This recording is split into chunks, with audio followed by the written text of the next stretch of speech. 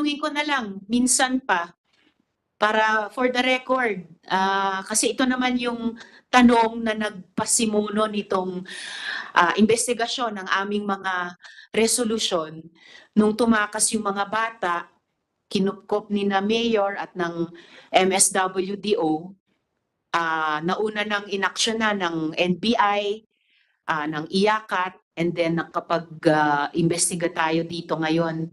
So Mr. Chair, itatanong ko ulit, itatanong ko kina J. Renz Kilario, Mamerto Galanida, ganun din kay Janet Ahok, at kay Karen Sanico. Yung isa sa pinakatanong ng investigasyong ito, may child marriage ba sa kapihan? Kasi meron po tayong di kukulang sa 4 na mga witnesses nag-a-attest dito sa child marriages sa kapihan. Kasama na po yung isang actual party to the marriage, si Elias Jane. Meron din po tayo, at ipinakita ko kanina, Mr. Chair, sa opening statement, isang official document na ang pamagat ay Family Planning Certificate, kung saan yung minor, 15 dun sa form, ay indicated na married ang civil status. At kayo po, Mr. Kilario, kayo po, Senyor Aguila, ang presidente ng SBSI on official record. Meron pa ngang hindi tayo napag-usapan, Mr. Chair, Senyor Aguila, na pinapa-family planning pa talaga yung mga menor de edad na babae na pinapakasal nyo sa mga lalaking of legal age. Na nalalagyan sila ng, ano ba yun? Oo, implant para sa family planning. So, nangyayari po ba ang child marriages sa kapihan, Senyor Aguila? Mr. Kilario? Hindi po nangyari. Mr. Galanida, nangyayari po ba ang child marriages sa kapihan?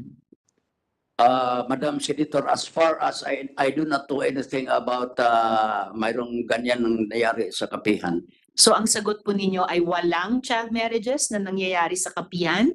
Walang child marriages, Madam Senator. Kasi po, kung meron dapat yung mga parents mismo magko-complain kasi mga anak yun nila. Wala po. Miss Sa Janet, alam ko lang. sa pagkaalam nyo, isang tanong lang po ang akin, isang sagot lang po sa inyo. Hindi sa alam nyo, hindi. Ano bang totoong alam nyo? May child marriages ba o wala sa kapihan? Mayroon ba or walang child marriages sa kapihan? As I would like to reiterate, as far as I know, wala po. Hindi ako nakasaksi ng anumang seremonya na nangyari doon. Mr. Chair, parang ayaw lang sabihin ni Mr. Galanida ng no, pero hindi rin sila hindi rin sila umaamin ng yes. Ma'am Janet, kayo po na sinabi ng ibang witnesses namin ay sarili niyong anak ay ipinakasal ng menor de edad. Nasabi nila, sinabi niyo sa kanila, ba't ayaw niyong magpakasal? Sarili kong anak ay ipinakasal. Kayo ma'am, anong sagot niyo sa tanong kong mayroon bang child marriages sa kapihan? Wala po, ma'am. Walang kasal sa Wala. kapihan. Opo, at bago ko huling tanungin si Karen Sanico, Mr. Galanida, ang impormasyon din po namin ay may 2 apo kayo na ikinasal din po sa minor sa kapihan. So kasama po ito sa dinideny ninyo. Ang masabi ko po, yung walang kasalan, tulad ng sinabi ni Janet, mayroon namang mga bata na tulad sa kanya hindi mapigilan natin na parang may pre-marital engagement na nila. So kami mga parents, wala kami pong magawa. Well, Mr. Chair, bago ko huling itanong si Karen Sanico, i-obserbahin ko lang na yung sa simpleng tanong ko, hindi po makapagbigay ng simple at diretsong sagot si Mr. Galanida. Ang huling tanong ko po kay Karen Sanico, Sir, meron po bang, sa kabila nitong lahat ng mga pagtetestimonya at pinaalala ko kayo, tulad nung sinabi ng chair sa lahat ng resource persons, you are under oath, Sir Sanico,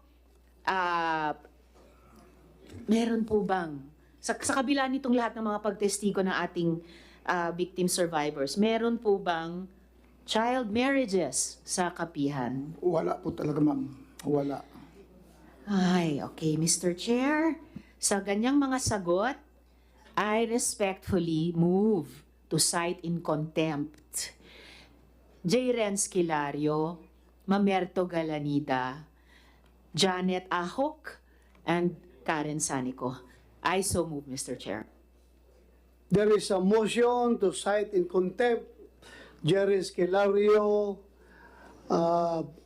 Mr. Galanida, Karen Sanico, and